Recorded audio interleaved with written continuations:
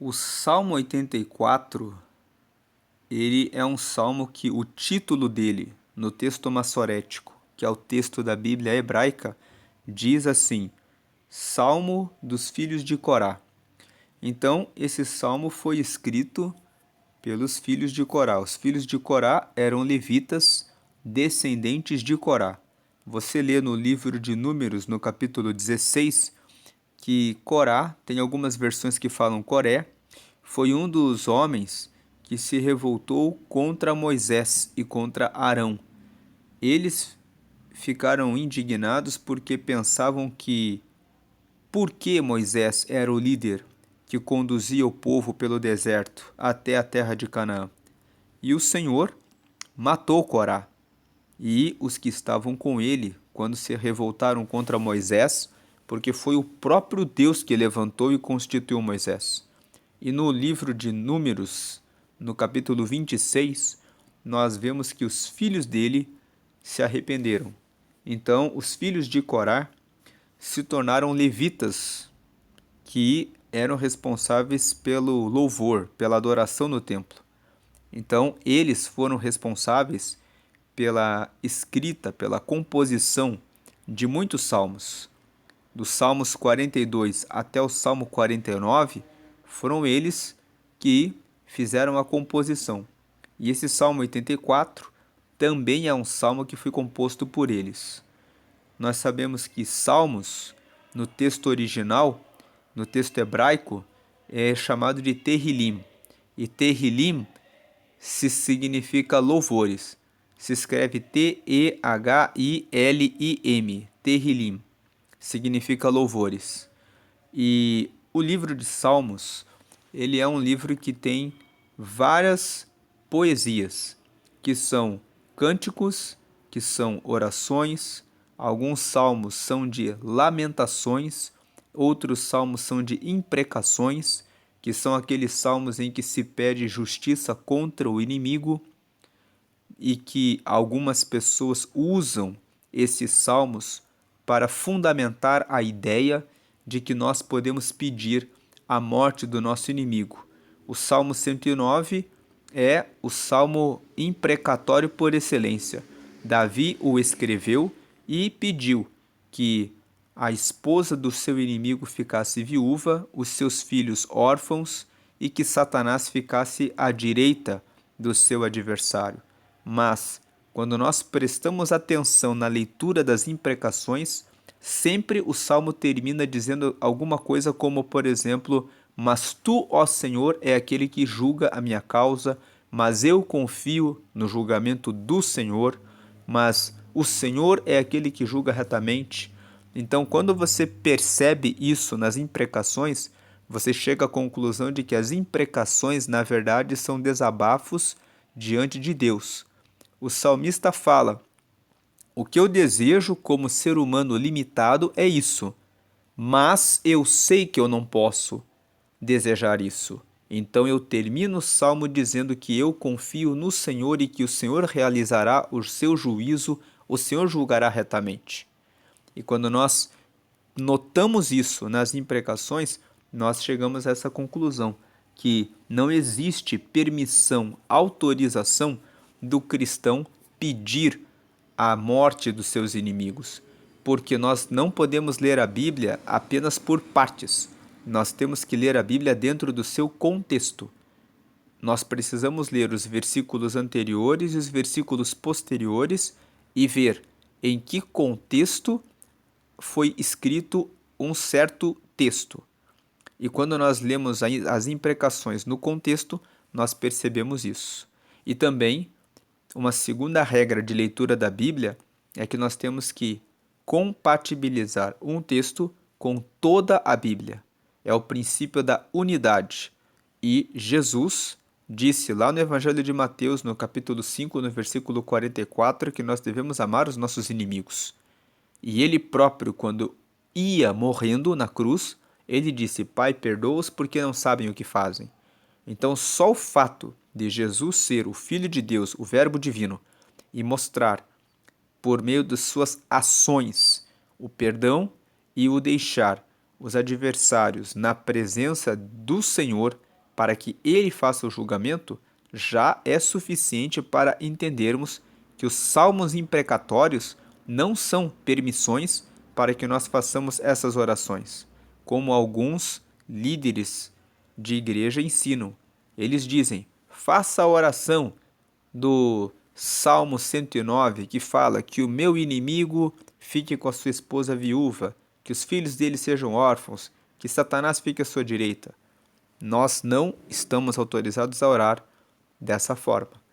Então, essas são algumas observações gerais a respeito do livro de Salmos. Com isso, nós vamos fazer aqui a leitura do Salmo 84. Aqui, nessa Bíblia que eu estou usando, você está vendo na tela que está escrito Salmos capítulo 84. É uma forma que algumas Bíblias usam para facilitar a leitura dos Salmos. Mas o livro de Salmos não tem capítulos. Ao contrário dos outros livros da Bíblia que contam histórias, que são cartas que foram escritas, por exemplo, por Paulo, ou os evangelhos, que existe a divisão em capítulos, os Salmos não existe divisão por capítulos. Salmos são poesias e poemas que foram escritos e que foram reunidos no livro de Tehillim, que significa louvores para o povo judeu, para os hebreus. Então, só esse esclarecimento, na verdade, quando nós queremos nos referir a um salmo, nós dizemos Salmo 84.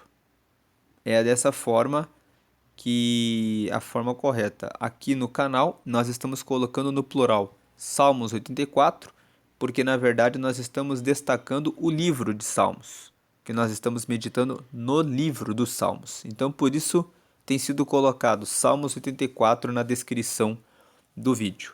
Feitas essas observações, o Salmo 84 é um salmo que ele fala a respeito do valor do templo. Os filhos de Corá aqui dizem como é maravilhoso, como é bom estar na presença de Deus. E ele se divide, podemos dividir esse salmo em 3 partes. A primeira parte vai do versículo 1 até o 4. Quão amáveis são os teus tabernáculos, Senhor dos exércitos! A minha alma está anelante e desfalece pelos átrios do Senhor. O meu coração e a minha carne clamam pelo Deus vivo. Até o pardal encontrou casa e a andorinha ninho para si e para sua prole, junto dos teus altares, Senhor dos exércitos, Rei meu e Deus meu. Bem-aventurados os que habitam em tua casa, louvar-te-ão continuamente. Selá. Selá é uma expressão que significa pausa. Todas as vezes que você encontrar essa expressão no livro de Salmos, significa que eles cantavam o Salmo do versículo 1 até o 4, e depois quando você vê o Selá, significa que na hora de cantar essa música, esse cântico, eles davam uma pausa aqui. A pausa tem 2 propósitos: seguir um ritmo do cântico, e o segundo propósito, permitir que, por um pouco de tempo, seja refletida aquilo que foi cantado. Então aqui no caso seria para refletir: quão amáveis são os teus tabernáculos, Senhor dos exércitos! A minha alma está anelante e desfalece pelos átrios do Senhor, o meu coração e a minha carne clamam pelo Deus vivo. Até o pardal encontrou casa e a andorinha ninho para si e para sua prole junto dos teus altares, Senhor dos exércitos, Rei meu e Deus meu. Bem-aventurados os que habitam em tua casa, a louvar-te-ão continuamente. Nessa primeira parte, os filhos de Coré estão dizendo que estar na presença de Deus é muito bom. Veja que no versículo 2 ele fala: o meu coração e a minha carne clamam pelo Deus vivo. A minha alma está anelante, desfalece pelos atos do Senhor. Ele está falando que ele tem vontade de estar dentro do tabernáculo honrando e adorando a Deus. Que ele tem prazer em estar adorando ao Senhor. Isso nos traz uma reflexão. Muitas pessoas não veem a hora de voltar para casa para assistir a novela. Muitas pessoas não veem a hora de sair um novo filme para irem ao cinema. Muitas pessoas não veem a hora de assistirem um filme novo ou uma nova série que apareceu na Netflix. Mas essas pessoas, elas não estão anelantes de quero ver o que vai ser ensinado hoje a respeito das cartas de Paulo. O que eu posso aprender com a palavra do Senhor? O que eu posso conhecer mais a respeito do Deus vivo? E Deus tem tantas coisas extraordinárias para revelar que ele escreveu por meio do profeta Jeremias, no capítulo 33, no verso 3: Clama a mim, e eu te responderei, e eu te anunciarei coisas grandes e firmes que tu não conheces. Vamos ler aqui na tela, Jeremias, capítulo 33, veja ali o verso 3. Clama a mim, e responder-te-ei, e anunciar-te-ei coisas grandes e firmes que não sabes. Tem muitas coisas que nós não conhecemos e que o Senhor pode nos mostrar, mas para isso é necessário clamar a Ele, buscá-lo para que Ele possa responder e anunciar coisas grandes e firmes que não conhecemos. Tem um outro texto que está em 1 Coríntios, no capítulo 2, no versículo 9, que nos fala aqui, 1 Coríntios 2, 9. Mas como está escrito, as coisas que o olho não viu e o ouvido não ouviu e não subiram ao coração do homem, são as que Deus preparou para os que o amam. Veja que Deus tem coisas que Ele quer mostrar, que os nossos olhos não viram, que os nossos ouvidos nunca ouviram e que nem passaram no coração, ou seja, nem sequer chegou em nossa imaginação. Mas o Senhor prepara essas coisas extraordinárias para os que o amam. Voltando para o Salmo 84, nós vemos aqui que o salmista ele deseja isso.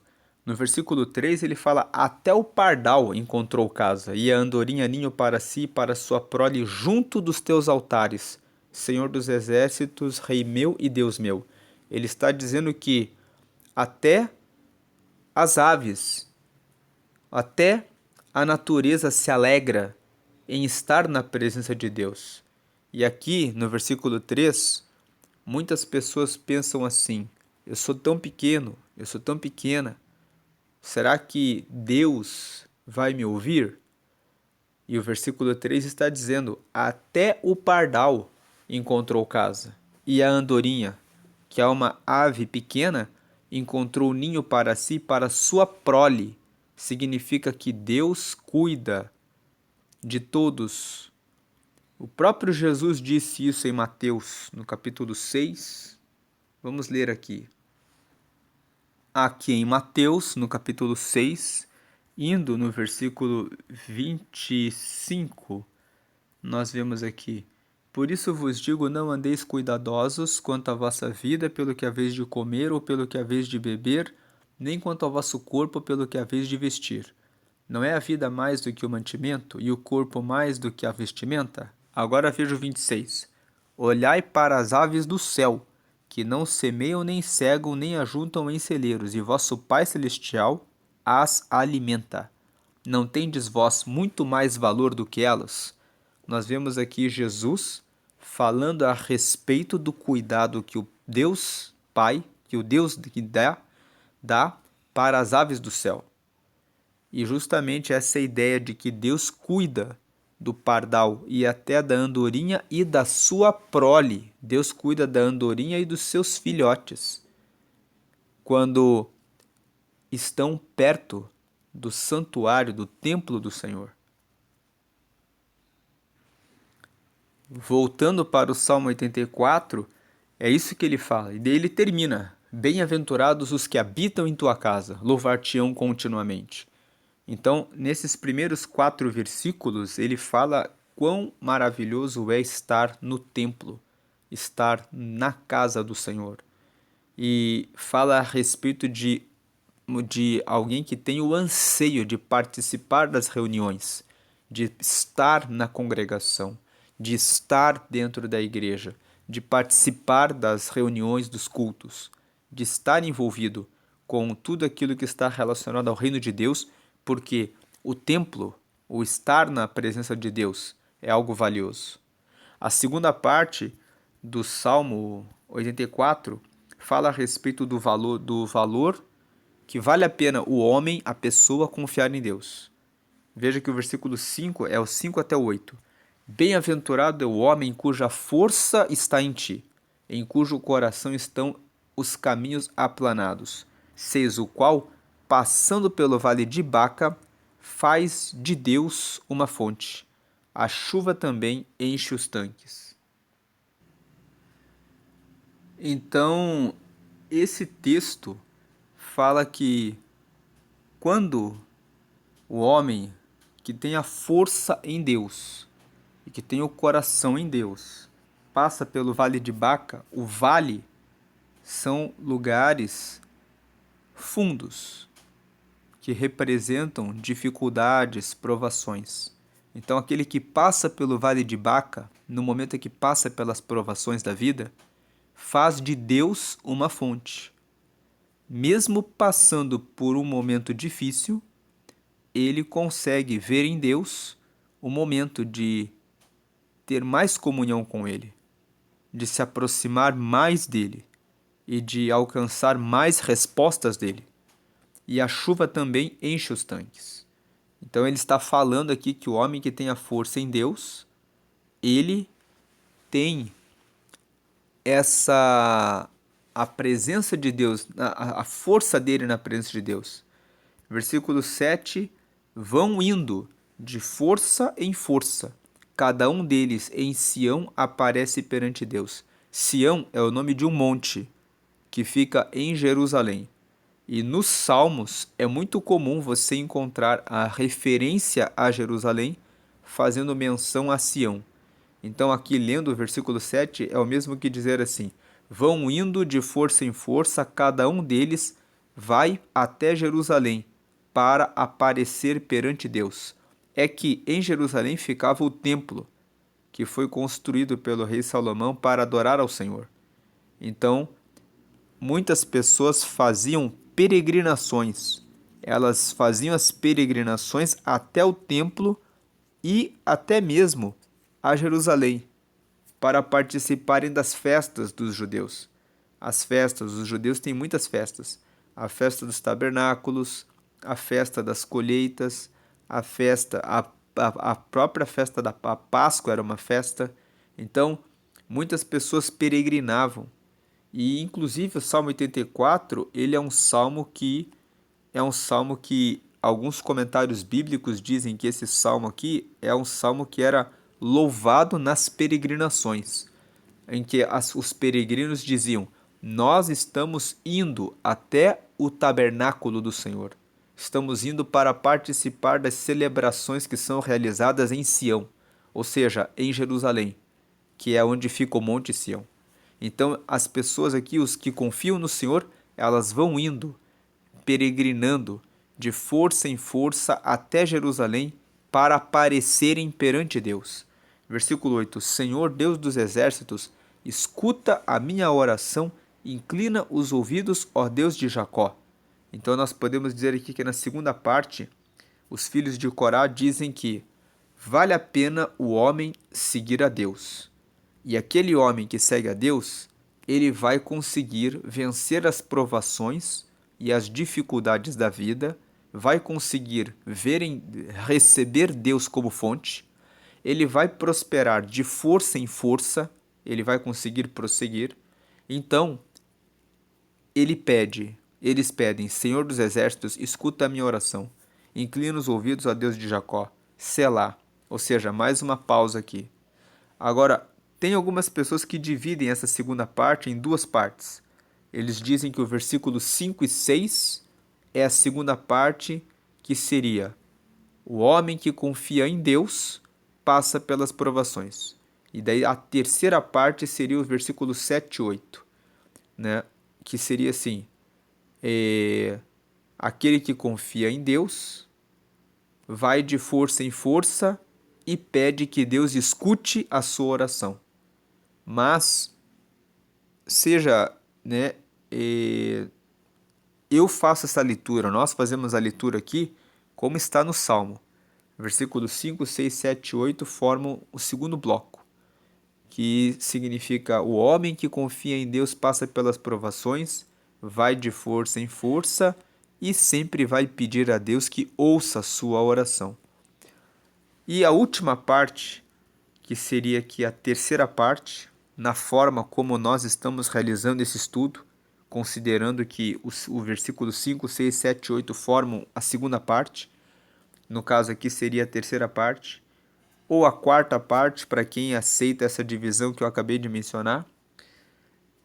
O salmista, ele fala que vale a pena estar na presença de Deus e que ele quer que Deus o escute. Veja o que ele fala, 9. Olha, ó Deus, escudo nosso, e contempla o rosto do teu ungido. 10. Porque vale mais um dia nos teus átrios do que em outra parte mil. Preferiria estar à porta da casa do meu Deus a habitar nas tendas da impiedade. Por quê? Versículo 11. Porque o Senhor Deus é um sol e escudo. Ou seja, ele é aquele que revela a luz, né? Quando ele fala que Deus é um sol. E ele é aquele que nos protege, quando ele fala que Deus ele é um sol e escudo. O Senhor dará graça e glória, não negará bem algum aos que andam na retidão. O Senhor não negará bem algum aos que andam na retidão. Se você anda na retidão, o Senhor não lhe negará os seus bens. Verso 12. Senhor dos exércitos, bem-aventurado o homem que em ti põe a sua confiança. Então essa última parte.